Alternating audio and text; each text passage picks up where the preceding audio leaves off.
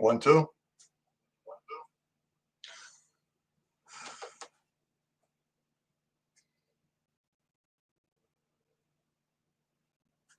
Okay, well, that's not working. I was trying to use my cell phone as an extra camera, and I needed to mute the sound on my cell phone, and I turned it all the way down. I muted the camera, and it is still giving me an echo.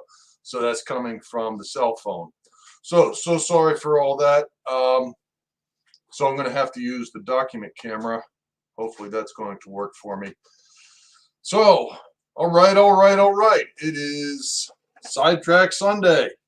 Lionel Accessories.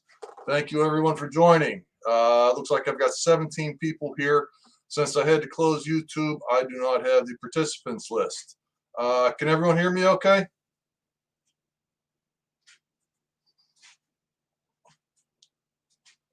Can somebody hear me?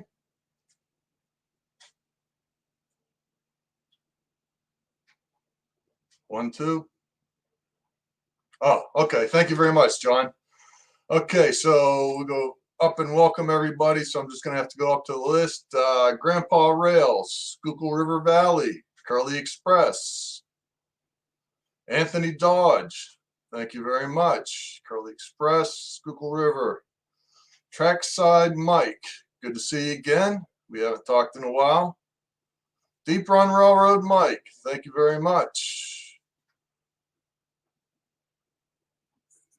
Dan's Model Railroading Journey. Thank you for being here. Fultz Bailey, Rick, hope you enjoyed the vacation. Getting all the sand out of your shoes and your shorts and everything else, right? Curly Express, we said that. Greg Cassidy's Workshop, welcome. I'm just going through the list here. I saw Train Man, Happy Valley Hobbies, Edward, welcome.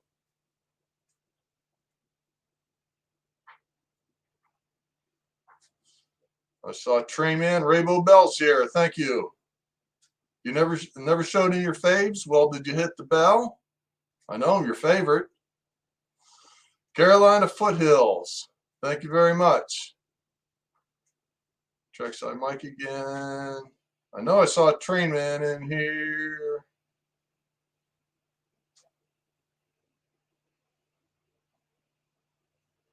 Rick's Trains. Okay, and I know I saw Train Man 1993 pop in, but I don't know what happened to him. So, tonight's Sidetrack Sunday, we're going to talk about Lionel Accessories. Add this to, hopefully, why am I seeing that frozen? Is that frozen? Oh, I know what it did. Hold on. I was getting the echo, so I disconnected that camera. Got it. Hang on, I got to reset that camera up. Settings.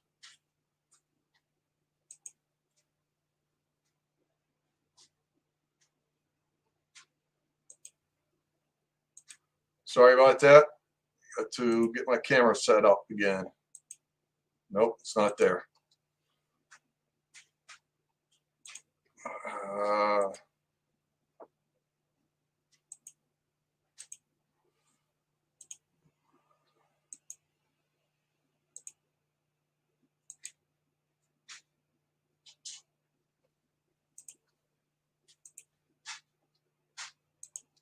Just a minute. Just a minute.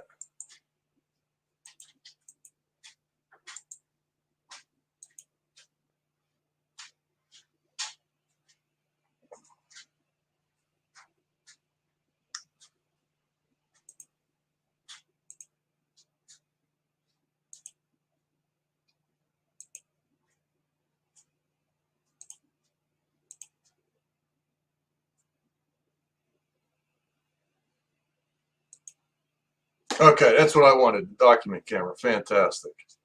What's this popping up? Okay, good. All right. So, yeah, tonight the Sidetrack Sunday is about Lionel Accessories. Where am I going to start?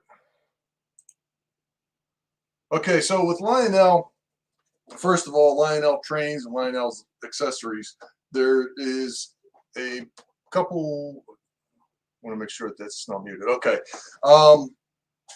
There's time frames in there. So, pre-war era is, 1901 to 1942, post-war era, 1945 to 1969, and then the modern era, 1970 and newer. And of course, you can also say like after 1990 or after 2000, things changed more.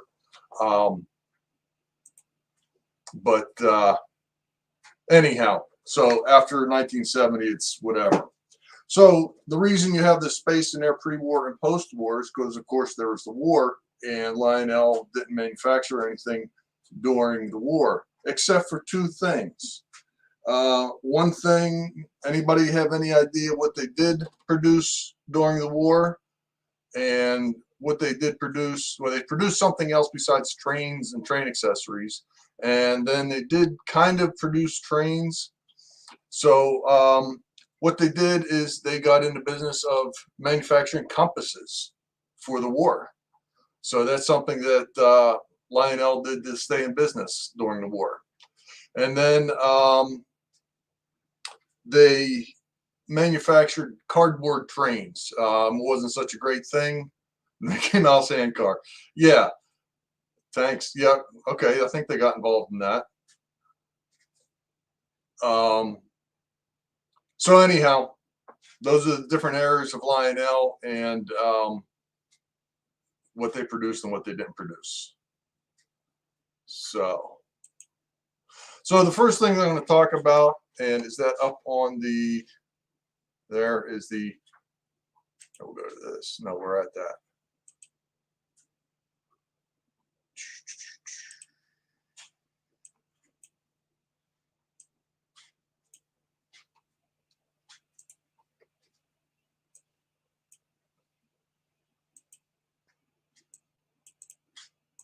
What I wanted.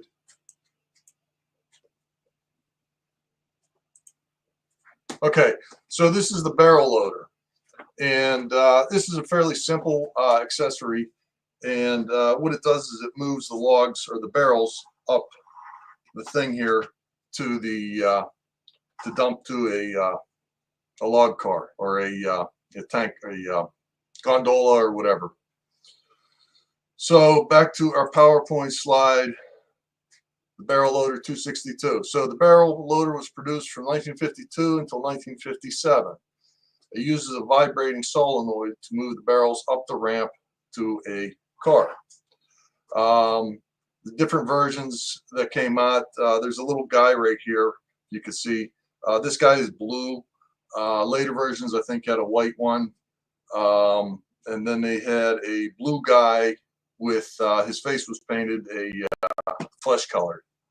So I'm going to show you the operation of this real quick, and it uses a bridge rectifier in there to make it operate.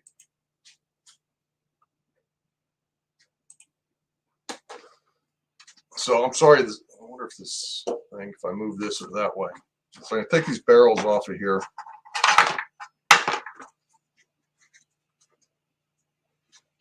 And inside here, I don't know if that, there you go. So inside here is a coil of wire. It's like an electromagnet, and that vibrates back and forth. And right here is a metal plate. And so what that does is it pushes and pulls that metal plate back and forth, which causes this to vibrate. So I mentioned that there's a bridge rectifier or a rectifier diode in the circuit. So normally with AC, you've got AC coming in like this, and what that would do then is you have your metal plate in here, and that would push that back and forth. But with the diode in there, that only gets it like it goes this way and then comes back to the stop point. Instead, it's not going to pull it that way. It's just going to push it one direction. So then what you have is on the other side is a, instead of having this sine wave, you're just going to have the positive pulses of the AC wave that come out, and that's what causes that, or makes that work properly. So it's just kind of pushing the barrels up the hill to load. So one of the notes in there, the variations on this, as I mentioned, was the guy here. There's different variations on the little guy that's there, different colors. And then certain variations had a removable door in the bottom so that you can get to that. And if it didn't have this, then you would have to take this whole plate off the bottom to get to it. And see right here, there's a screw there and an adjustment. And what that does is it adjusts this plate here against this coil for how much vibration you want.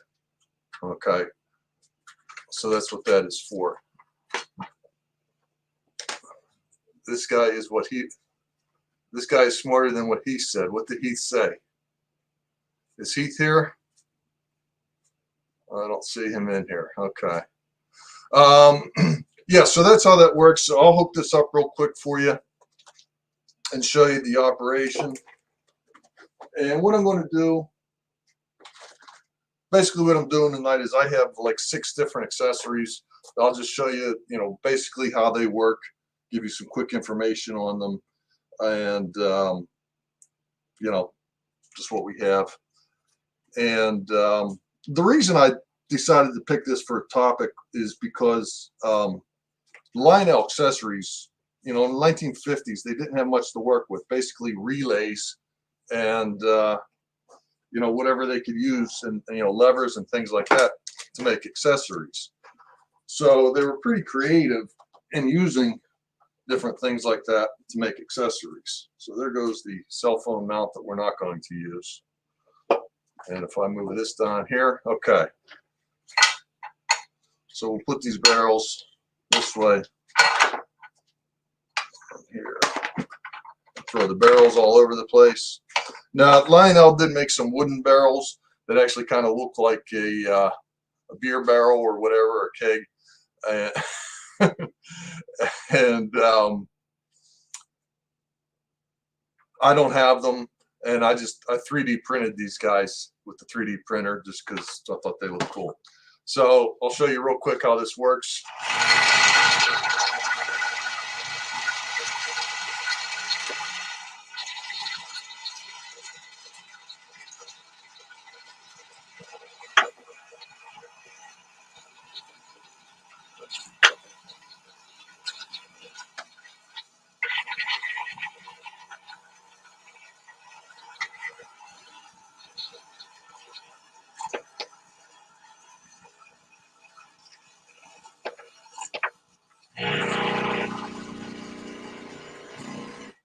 Okay, so it's kind of a fun accessory, and one of the entertaining things, or one of the funny things is you can see some of the barrels make it up, some don't, so you kind of have to help it along a little bit as you go.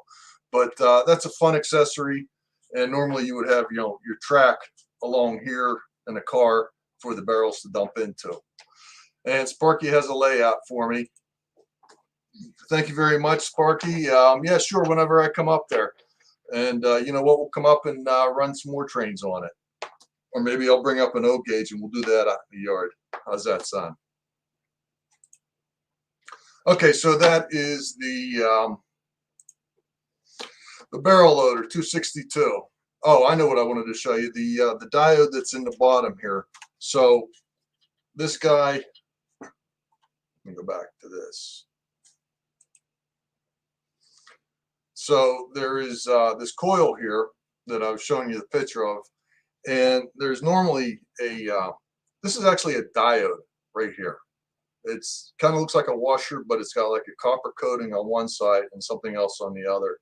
And I normally, if I'm working on a Lionel accessory, I just kind of remove these and I replace it with a newer, diode.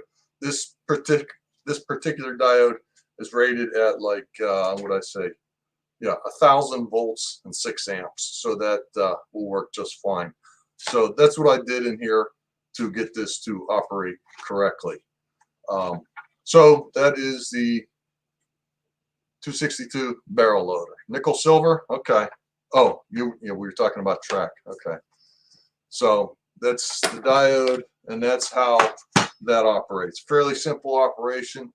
Like I said, Lionel had very little to work with in 1952, so they used a coil that vibrates to make a barrel loader. So we'll put these with this. So what is...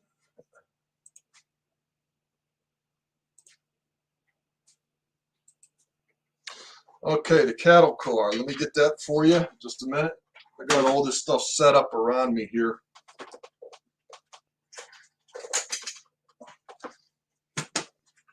So the cattle car and platform. Now that also uses a vibrating coil to make it operate. And that is... So there's a, again, the coil is underneath here. And what that does basically is take this and it vibrates and makes the cows move around. Pretty funny. Again, using that same concept of just a vibrating coil and so forth. So this one here I bought, I'm trying to think if I paid $5 or $10 for that. And I completely took this one apart and repainted it and everything. Some people try and get crazy money for these, but you know.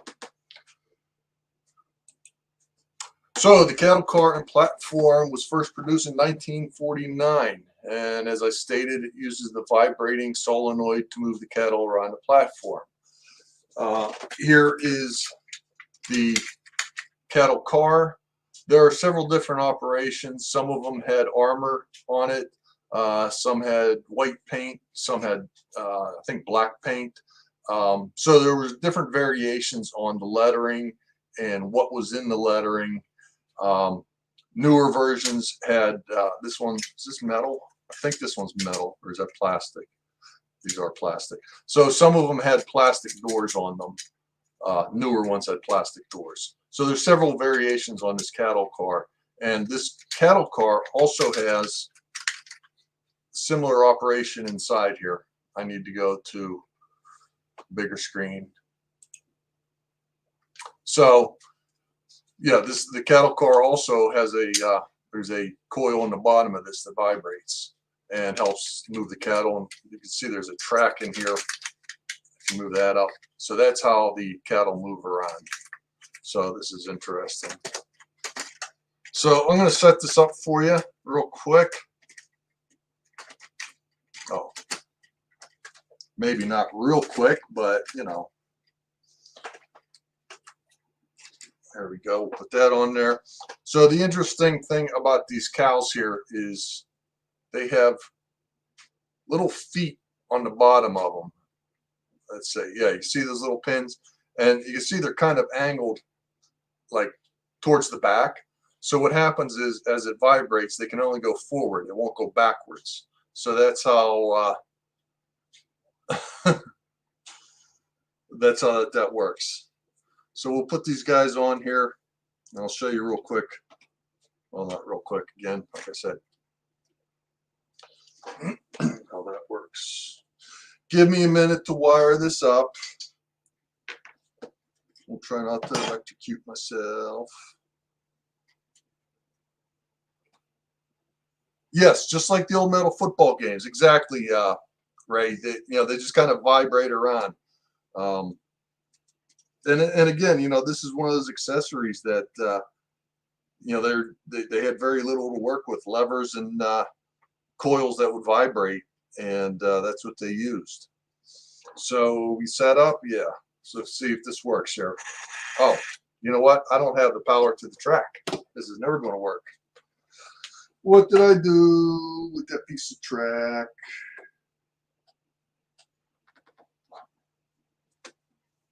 I've got the track clip.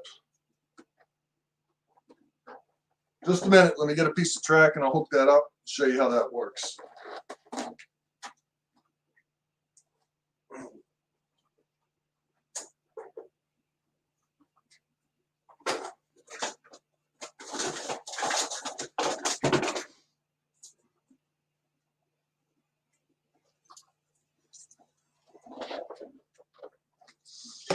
Do-do-do-do.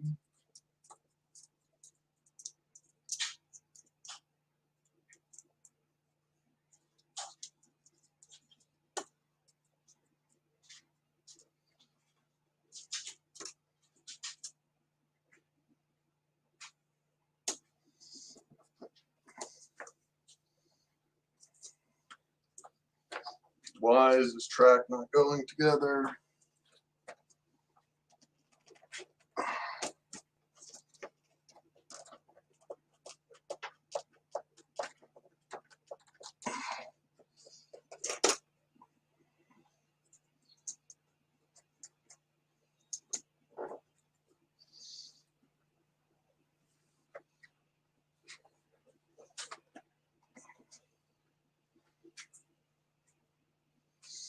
I have to get this wired up there.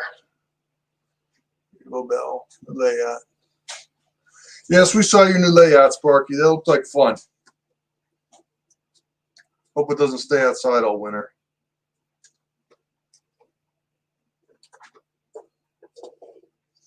I have an O gauge layout. Well, it's in pieces. So I have an O gauge train that I can put outside and run around the patio.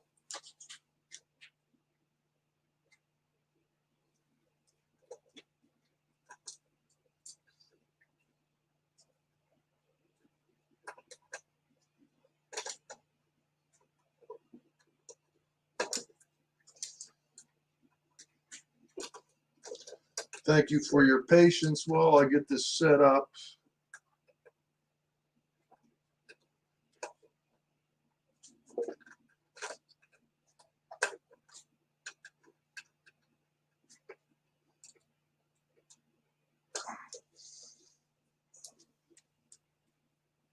And I need these wires over on the track.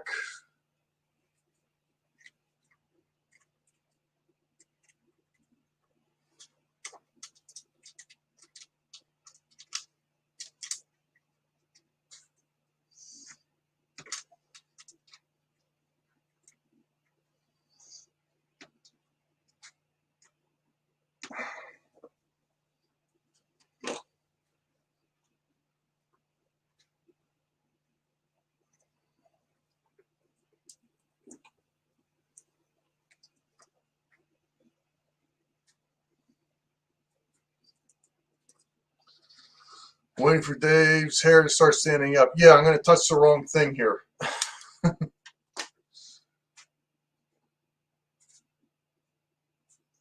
Okay.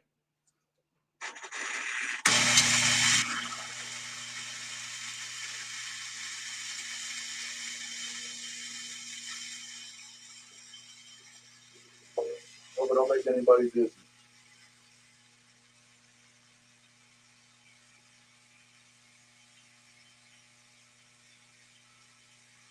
There they come out the other side. And sometimes they fall over. You got to pick them up.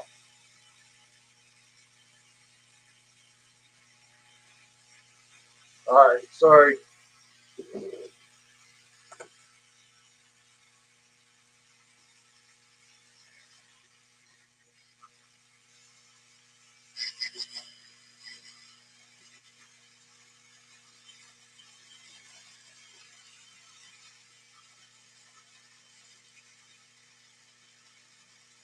Ceruto Eastern Railfan Productions. Welcome. Move. Okay, so you get the idea of how that works. Again, this is a fun accessory. It's really cute to watch them. If you have one of these and you want to get it to operate, the best thing to do is just make a static layout, like set this thing, you know, somewhere that's off of the main track, because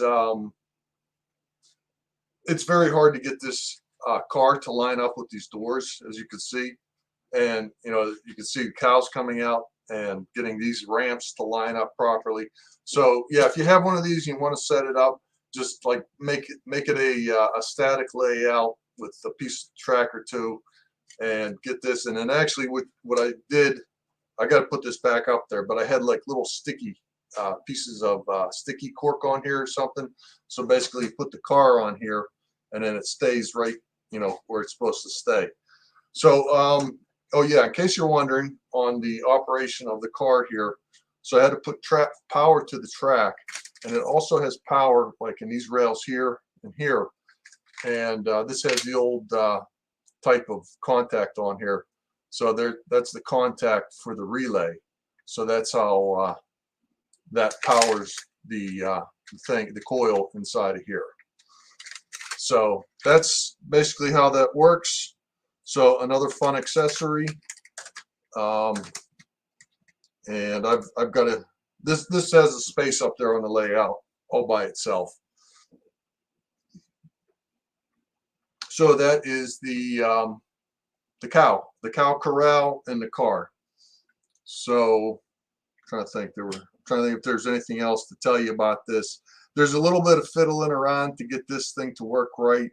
You know, there's adjustments to this gate here to get this to operate just right. And like there's little, had to put little tabs here, little cushions of like cork or something. Or felt, no, actually, it's pieces of felt like that you would put on the bottom of a piece of furniture. So you put that in there just to get this just where you want it so it works properly. So yeah, it's a very nice accessory, makes people laugh, and takes a little bit of messing with to get it to work, but cool thing. All right, so that is the cow catcher, or the cattle corral.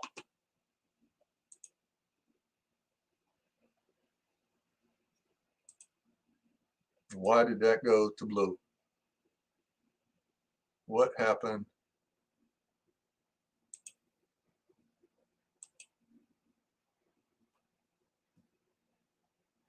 Yeah, the other thing, yeah, in there, so earlier versions had like a piece of chain right here, and the ramp was mounted to it permanently. Okay, the gate man, is that blue to everybody? Or my, I see what I did. All right, sorry about that. All right, let me disconnect this and go to my gate man. So the gate man that you see in the picture there is a pre-war, and that was included in the video that I did with Nissy on sensors and everything. So that's the pre-war version of the gate man. And explain that in just a minute. Let me get my power supply hook back up. Ruda Dwight, 17 watching. Is that right? Do it again. We'll see how much time we have, Sparky. Maybe I'll do it again, okay? We'll see what my favorite accessory is, and then we'll do it again. Okay, put that aside. Put my cows here. You can still buy these cows. And that's funny because I was going to train shows and I was able to find a couple and I was all excited. So I had like 2, maybe 3 of them. And then I went to a hobby shop and I saw them and it was like $8 for a whole package of them. So I was like, all right, sure, just give me a whole new package. So we don't need this. Gate man, where'd my gate man go?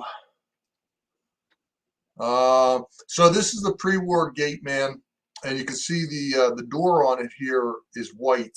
Later versions had a red door. This has a chimney on it. And you can't see, but on this toolbox on the side, it has some lettering. It says Lionel or something. And the newer versions do not have anything on that toolbox. And then, of course, they call it a finial or the signpost here. Sometimes there's a cross buck. It says railroad crossing, and yeah, there's Smurfs over here causing problems. Yeah, it comes with a Smurf and a minion. So yeah, the pre-war version. So this is mounted up there. I wasn't about to unscrew that from the layout and bring it down, so that's up there. here is the modern version, which I have right here. And as you can see, this has a red door and has a red cover on the toolbox over here. And the roof is plastic. So they named them 45 or 45N. I guess later on they just said make it a 45N. So yeah, and like I said, the newer versions have the plastic roof, and as you can see here, the it says railroad crossing instead of the other thing.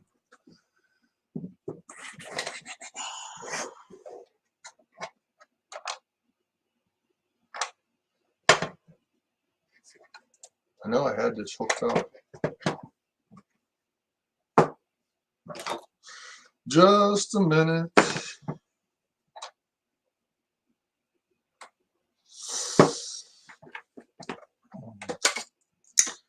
So those are the different versions, or you know, of this accessory.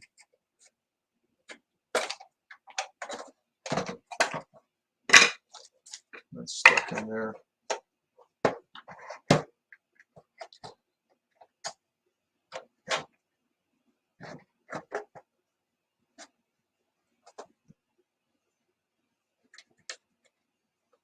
I have to get a pair of pliers. Well, you know what? Let me see here. Yeah. So the Gate Man was originally produced in 1936, so that would be pre-war, and it's produced till 1966. And it was also produced for standard gauge and O gauge. So that's the reason. Let me get that. I'll show you in a minute here. This guy here is, you know, an O scale. This guy would be, you know, 30 feet tall, but they made it that way because it was to be used with standard gauge track also. So that's why. This was activated by use of a pressure plate, and I'll show you that a little bit later. So this is a plate that would go underneath the track, and as the train went by, it would push down on the contacts and make contact with it. So I went over these things. The chimney was removed in the post-war versions. The post-war version had a red filter under the lantern. So yes, as the guy comes out, and if we can go back to the other version here that I had, I guess you can't see it there, but right, you know, as the door opens, there's a light underneath of it, which is not on this version. So normally the guy would come out and he would have a lantern in his hand, and there would be a light underneath there. So originally they had a white light bulb with a red filter on the top, piece of plastic that was red, and then later they just made it clear and then put a red light. So then what would happen is the guy would come out with the lantern and it would look like it was red. Okay.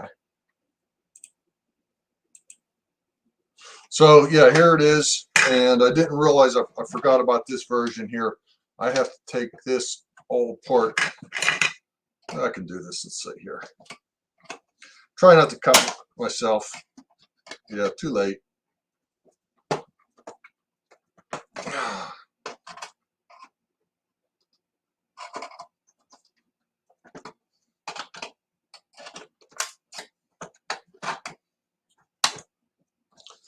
Let me get a pair of pliers.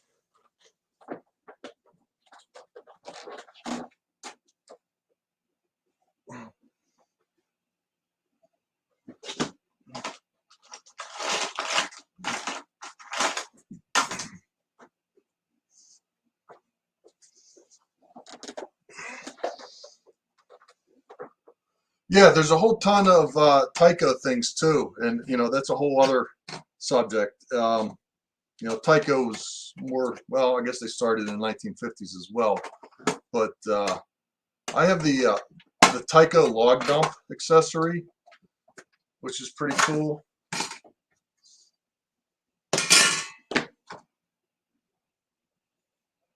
I'm confused here.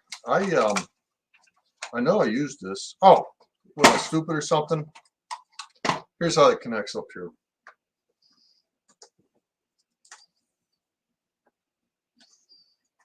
Yeah, what you would do, I didn't need to take that bottom off. Okay, so you will put the wires under here. Forgive me, I just got some of this stuff finished like half an hour before we started here. Well, you know, this is kind of like a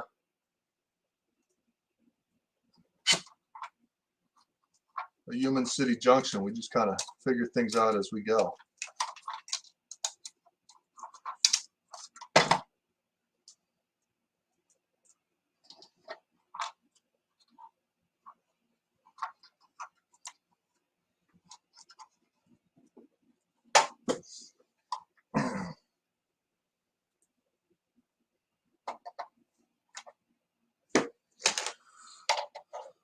Still faster than Heath unboxing. All right, cool.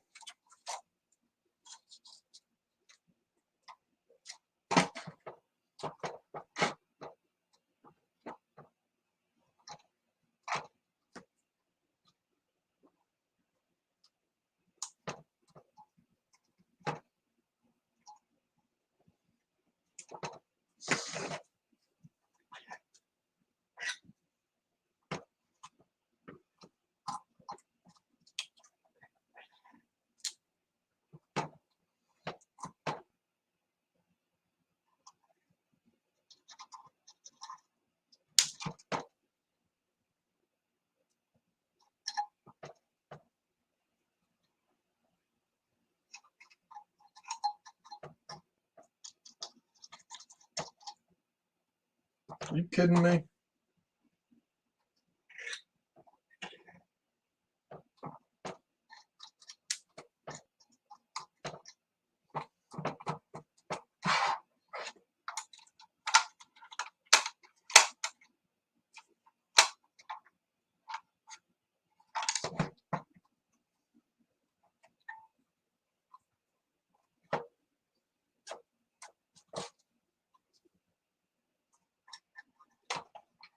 Well, nice. I broke it. Okay. So that's not cooperating with us.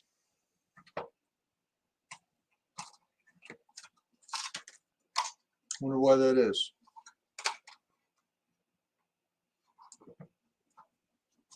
That's just for the light bulb right there, so that does nothing.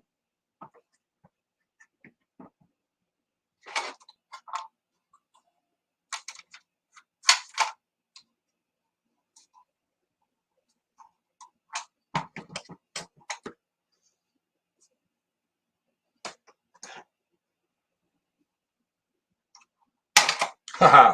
Okay. There was a wire on the bottom here. Check this out. So there's a wire right here, which the insulation kind of wore off of there, and that's why this was not working. Let me turn that off, wire this up correctly. Because we're here, right? We might as well do it right.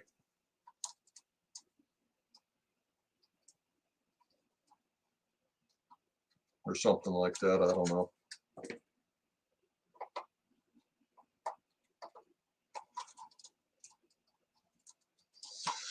Do, do, do, do.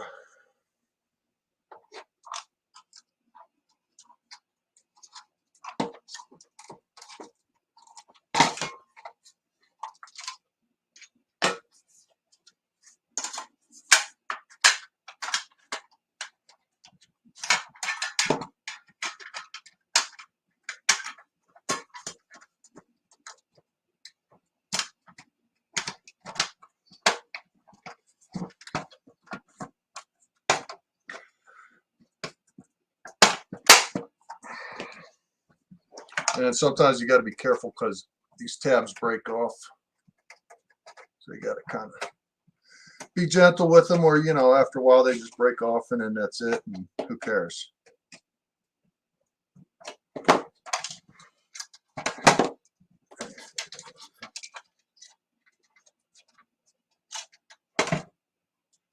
Now I'm determined to get this to work.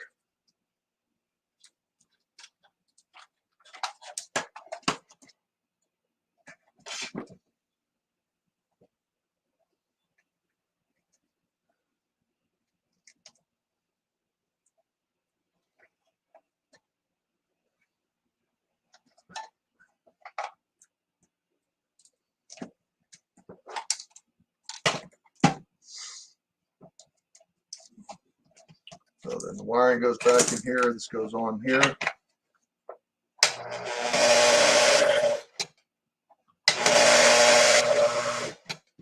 And there you go.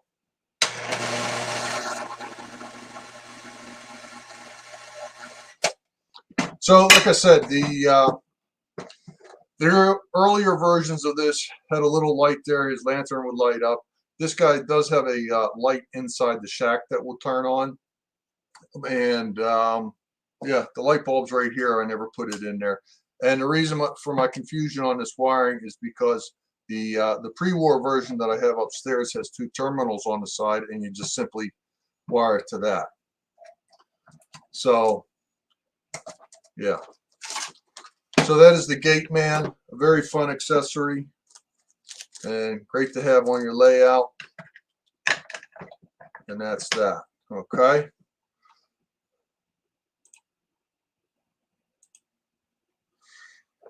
Back to that.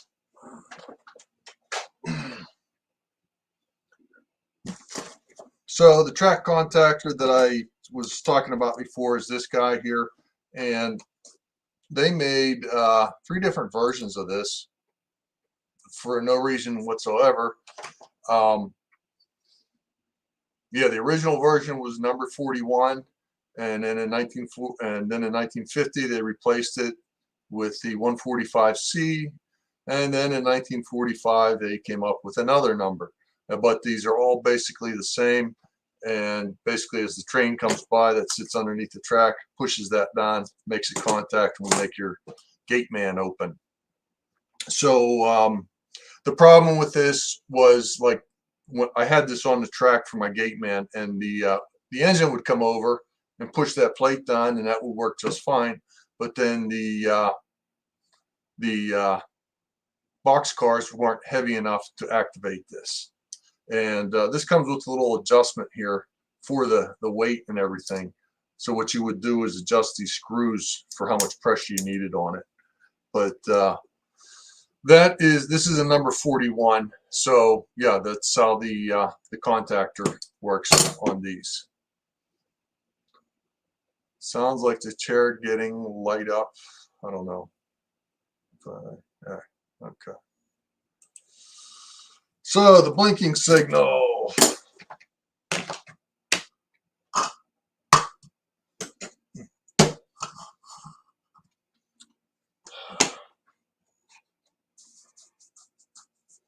This one's broken, but the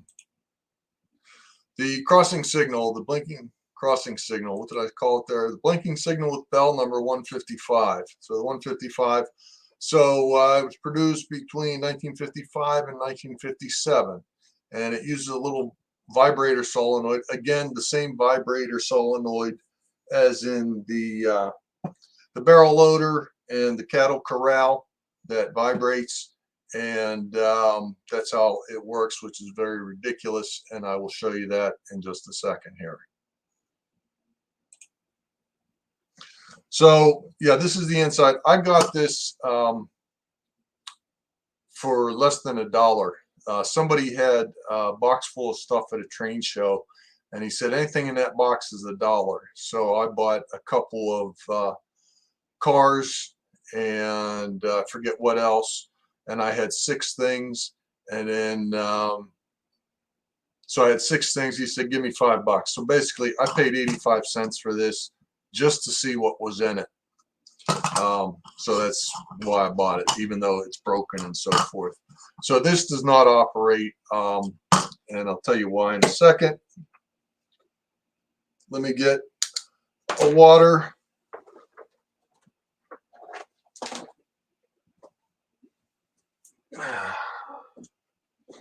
Just a second, folks. I see Jub has joined us. Thank you very much, Jub.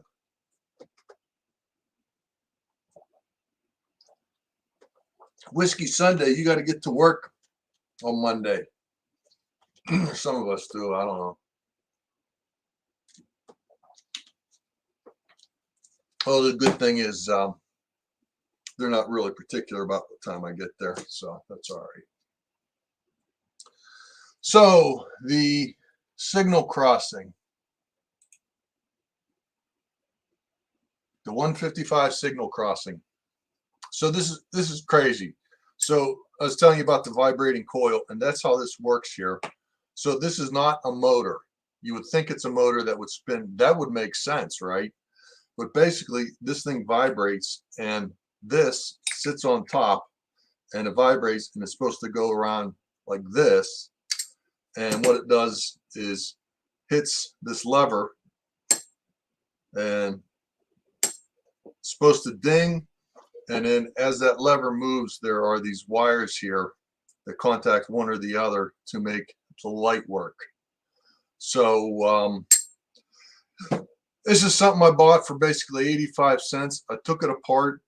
I know how it works. This does not work. I mean, it doesn't vibrate enough to make this work properly. So I was thinking, well, you know, a motor should go in there, but then I'd have to redesign it. And then I'm like, well, I could just as easily make it an Arduino. Yeah, so there's contacts here and here that go to the lights. So those are these contacts on here. And then as it goes around, and this lever would contact the wires on either side and make the lights work.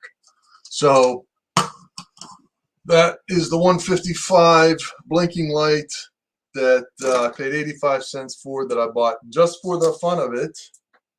And well, okay, that's fine. That's fun.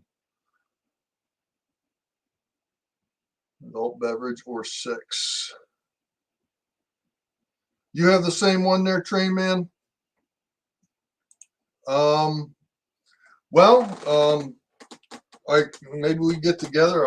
We can talk about it. I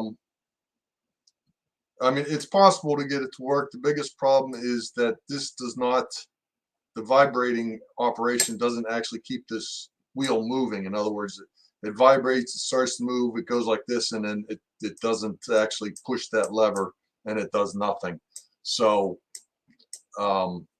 that's why it doesn't work, basically, because that little vibrating thing in there just doesn't do what it's supposed to do.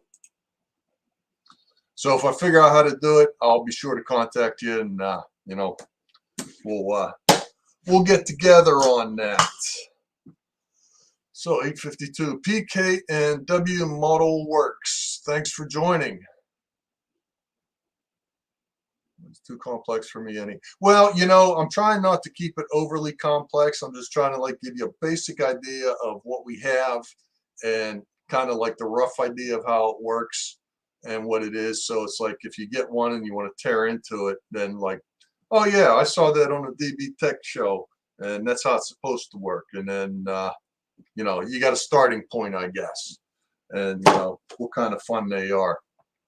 So that's kind of why I'm doing this. I mean, I don't, you know, I'm not trying to do a complete repair. I've done, if you go through my stuff, I've done a repair video on the cattle corral. I didn't do one on the gate man. I did one on the next accessory here. So there are a few accessories that I've done complete repair videos on. But again, this live stream is just to, you know, give you an idea of what's out there. So the blinking signal with bell. So yeah, and of course I don't have lights for these either, so that's a whole other thing. And the whole back of this is kind of jacked, so even if I put lights in there, they still wouldn't work. So whatever, maybe we'll do something with it. The log loader. Now this is one of my favorites. I saw this at a train shop, and I just thought it was so cool.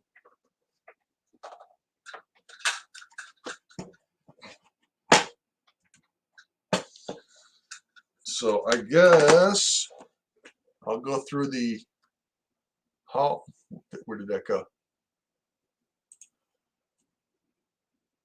It does not have any smoke in it, Jub. And I'm going to have to do a follow-up video on that doodle bug. I'm happy with how it works. Of course, like I said in the video, I got the thing and I put it on track, and I was like, really, did I just waste $100? It doesn't smoke. I need to do a follow-up video on the whole proto sound thing, because that was something that I just like knew nothing about. So that's all new. What else is in the comments? Anthony Dodge, that was a great show of cool stuff. Nicely done. Brought back some memories from relative layouts. Do you mean of these accessories or my train show haul?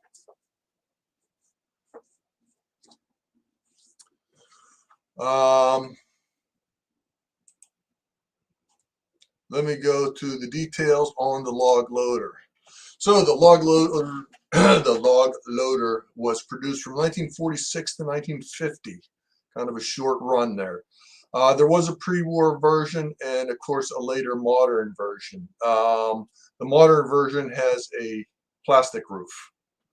And it uses a motor similar to what is used in the locomotives. I'll show you that in a minute. And it uses like a chain mechanism to lift the logs up there. And it uses the 97C controller with a controller knob, so you have a controller to run the log loader and then the button to dump it. I cannot see that.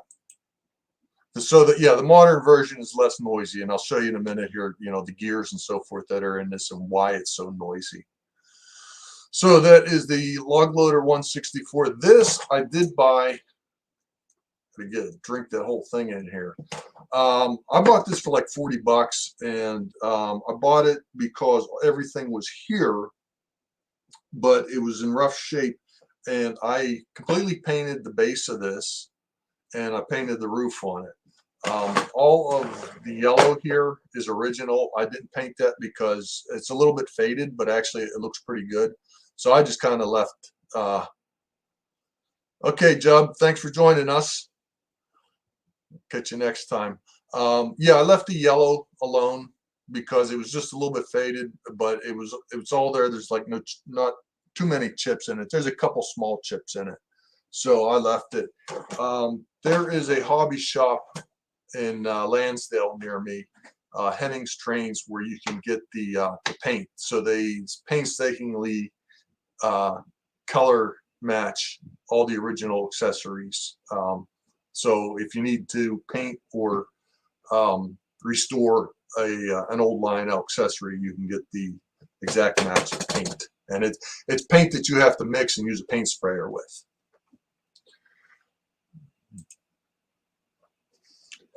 Sorry about that. You know, I wanted to use the other camera, and so this document camera is not working. And then I forgot I was going to get an extra one of those web cameras to put up here, and I completely forgot about it, so I don't have that. So we're just going to work with what we have. I hope this is still exciting for everybody.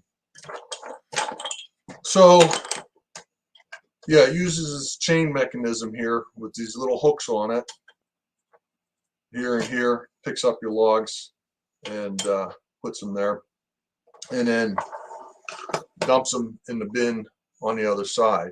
And then when you press the button, these guys go down and dumps your logs into the car. So what you would do is have your log dump track over here and then dump your logs in it like that. So got jacking this up. Oh, I know, I'm going to show you the bottom of it. We're going to lose all this here.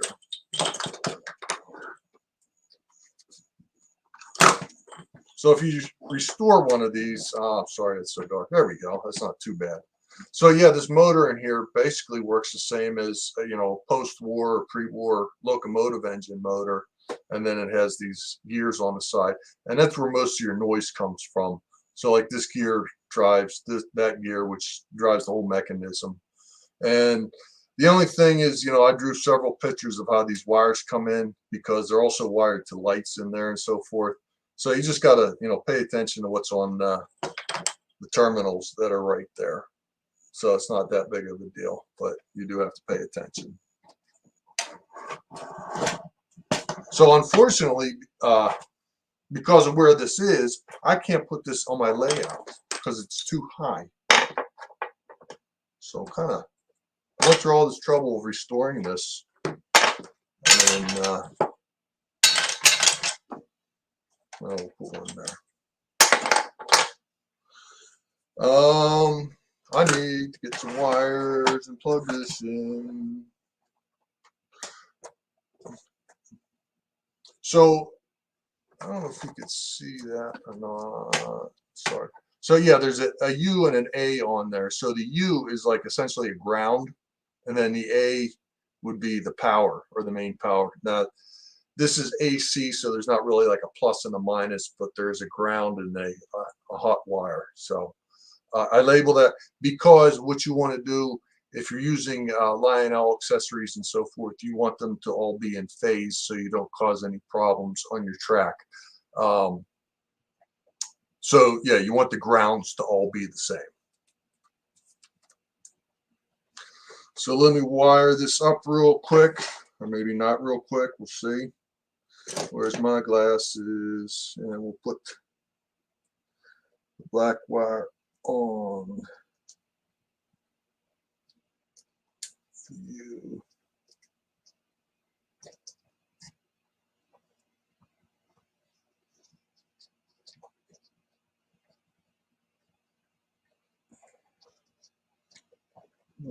Hopefully it's on there enough. It's not perfect. Let me move that for just a minute. What I'm going to do is put this camera here so you can see this better. Or maybe not. Wow, that bites. No, now it's sideways. Okay, I'm just going to have to hold this camera and you guys are going to have to deal with it. Okay. So we turn on the power. And what the heck?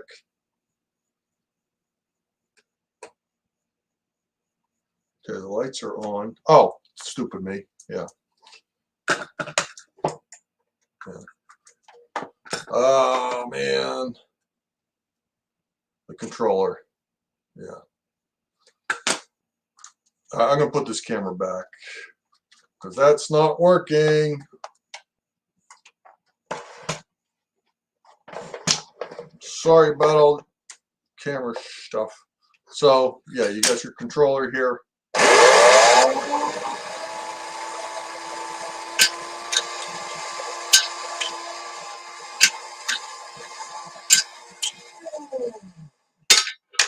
So, yeah, that kind of sounds like a cement mixer or something.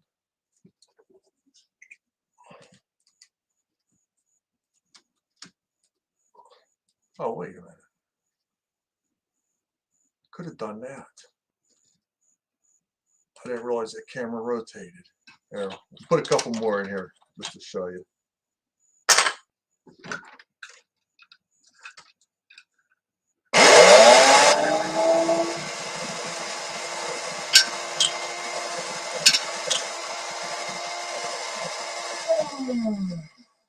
Okay, so that's all the logs I have. You know, they come up, they fall down here, and then they line up here.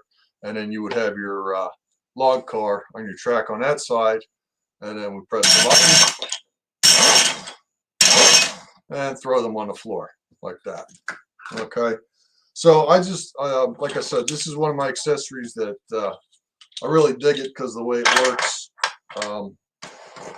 Cool mechanical operation.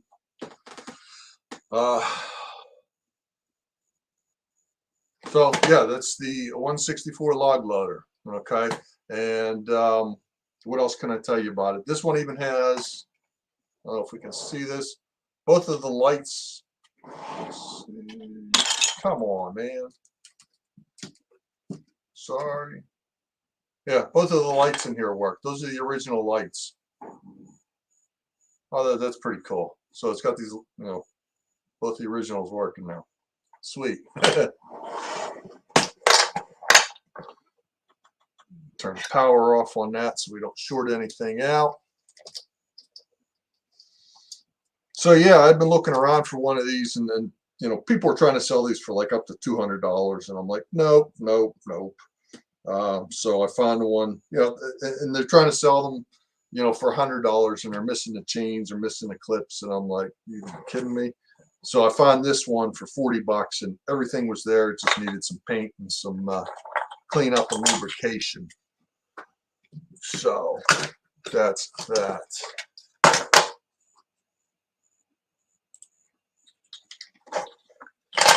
Thank you very much, Train Man. Deep Run Railroad, thank you very much. Yeah, that's one of my favorites there. What is this?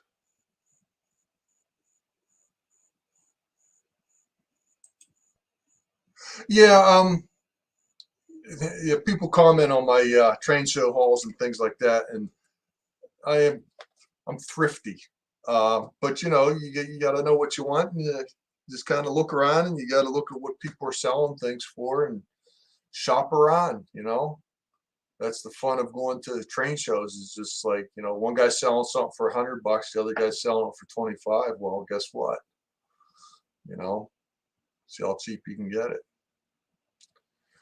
What else do we have there? Thank you very much, Zarudo. Oh, hold on a minute.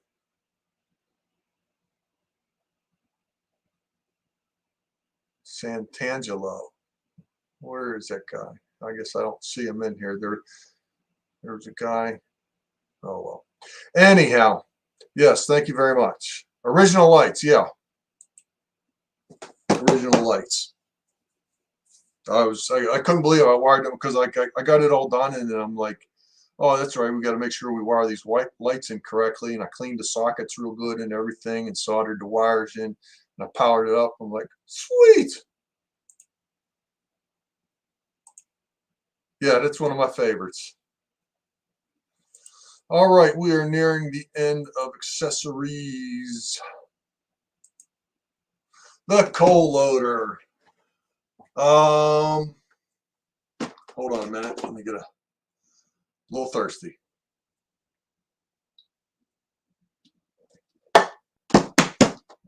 Where did I leave that?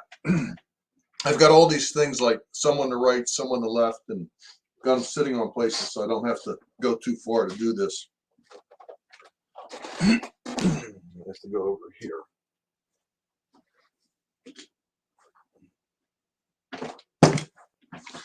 There's a coal loader. We're going to do a little bit of a project tonight. Coal loader 397. So there's some nice pictures of it, unlike mine, what it looks like. And what did I do with that? Yeah. So the coal loader was built from 1948 to 1957, so 9 years. Earlier versions have a yard light, and the generator here would have been yellow instead of blue. And there's actually paint missing on there and so forth. So, and it's designed to work with the 3459 coal dump car. I think I have that upstairs, but whatever. The bin here would have been either semi-gloss or gloss red, and sometimes it's black. And in here, it kind of uses, well, actually, that's a different motor. Well, we're going to find out because, yeah, we're going to get to that. So that's the quick on the coal loader. So let's go to this here. So, yeah, this is pretty gunky. This was in a box, I think at the Allentown train show. What happened here? New messages. Scroll down. Uh-oh. Schuylkill Valley River. Okay, thanks for joining us, and we'll catch you later. This is where the new belt comes in. Oh, yes, you must have seen my train show video, or my the haul video. So might as well go big on this guy. Let me get some screwdrivers.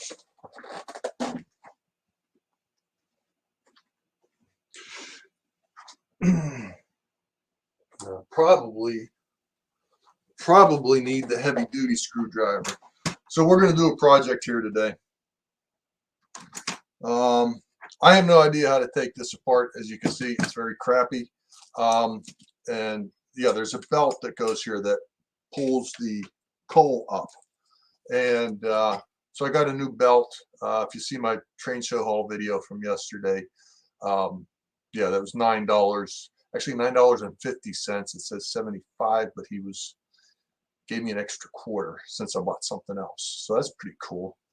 So yeah, because originally uses flat screws. So I don't know what we're doing.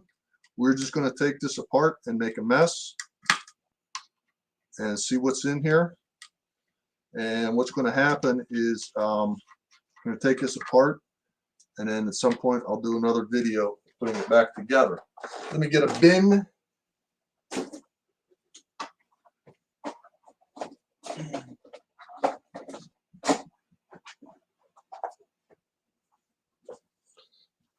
My dollar store bins, man. These are my favorite. Got hundreds of them. Everything goes in the bin. We're just going to see how this comes apart, because I don't know. I've never worked on one of these before. So yeah, this project has been sitting here probably since November. Okay, so that comes out there. That come out here. Okay. Oh, there's a big old look. There's a big old spring right here. That's going to go flying, isn't it? Pliers. I had pliers. You guys remember how this goes, because, you know, is that going to come out of there?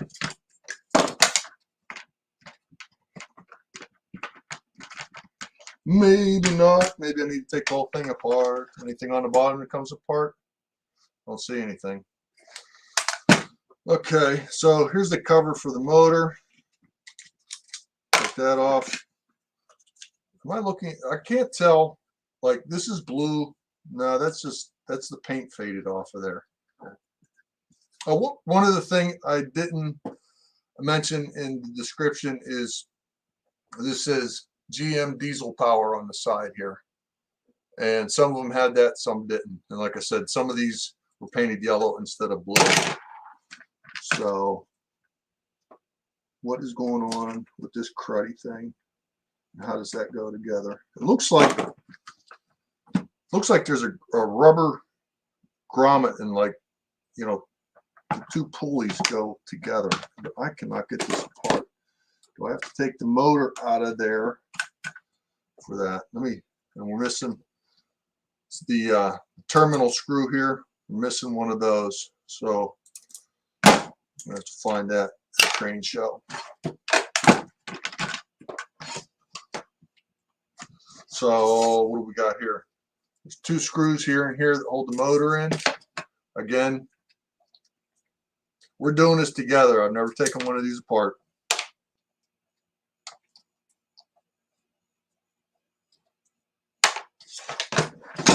Oh, okay, there you go. So that comes out of there. That comes out of there. This has to come apart somehow. Oh, there we go. I don't know how we're going to get it back together, but we don't really care. Is that going to come through there? So yeah, you see this here, which turns the belt. And can we get that out of there? I don't know if we can. Let's get back to crap. We need a big bin. So the motor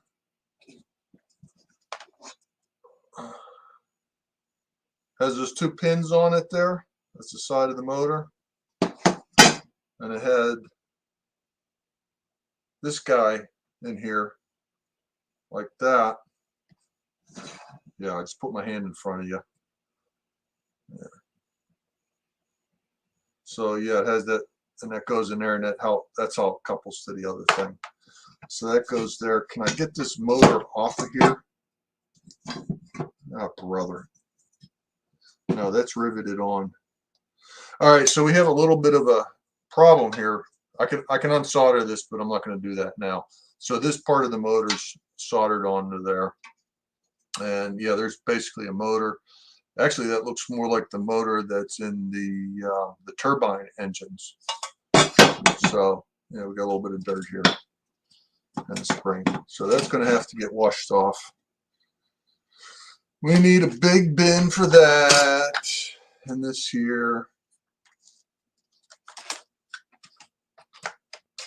Well, I would really like to know how this comes off of here. We can try real quick, see if that's pressed on. Or is there a set screw in here? Nope, don't see one. That seems to slide on that end. If I can get this end off. Let's see if that'll turn off of there.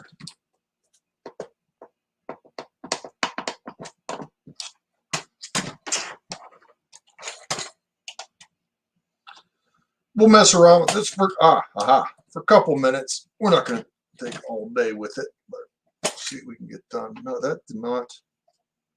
What the heck? Oh, that almost pulled the other side of it off. Okay. Piece of wood to get that off of there. You should.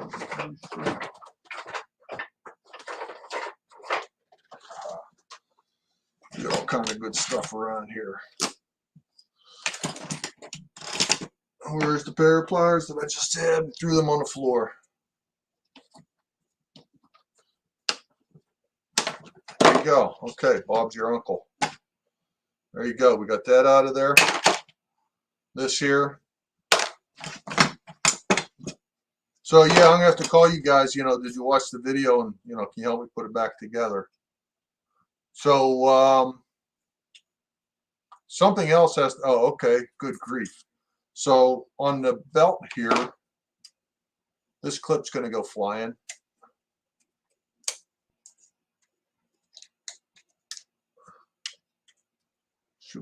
Do we dare? Oh, there we go. Now we got it. Should we just take it apart and, figure out how to put it back together later? Got the clip. That should pop off. How does this side come off? Ah, there's a pin.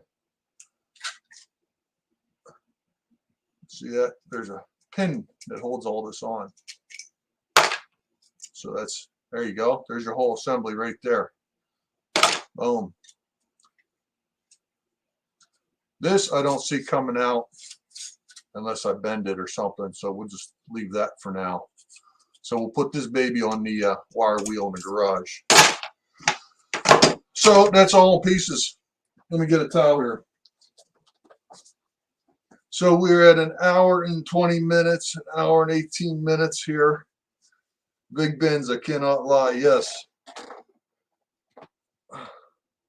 All right, Trackside Mike, thanks for joining. Thanks for joining. We had some fun here.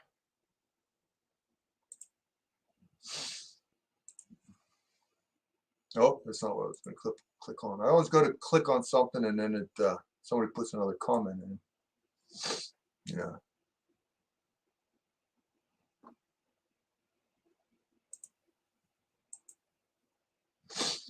Yeah, sometimes people call them Jesus clips.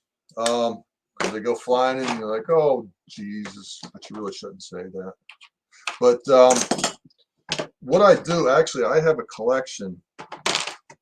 Oh, there we go. Throw that one around and lose it. Oh, there you go. That one's gone.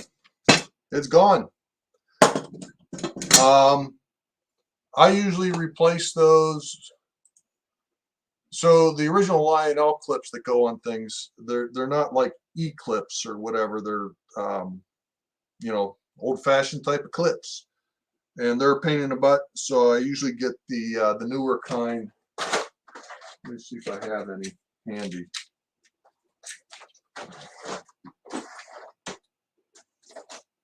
Oh, I know. I probably got them in. Let me look real quick here. Let me look real quick.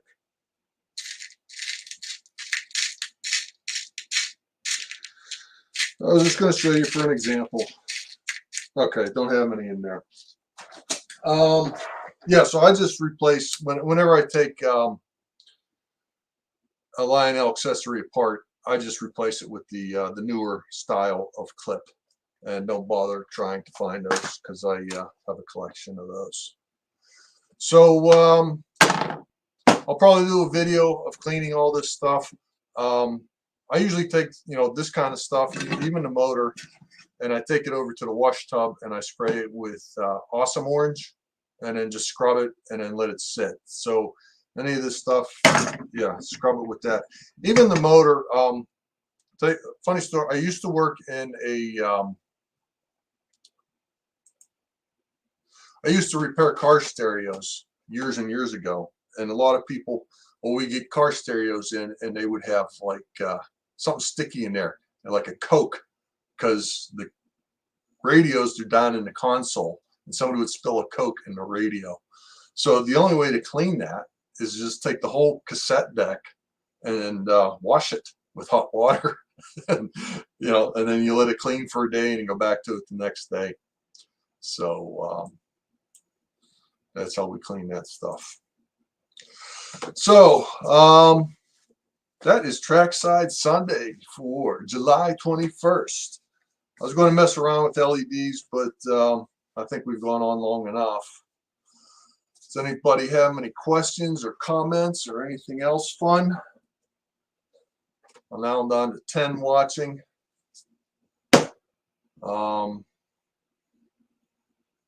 So that's Lionel Accessories. Some of my favorites, some projects I have, some things that work, some things that don't. And thank you all so much for watching. All right, Track Gang, you know the deal. Wait for the, no, wait, that's not me. That's the other guy. All right, guys, thanks a lot for watching. That's all I have tonight. Peace. We'll see. I think I'm supposed to see you at the end of September. Okay. All right. That's all I got. See you later. Thank you very much.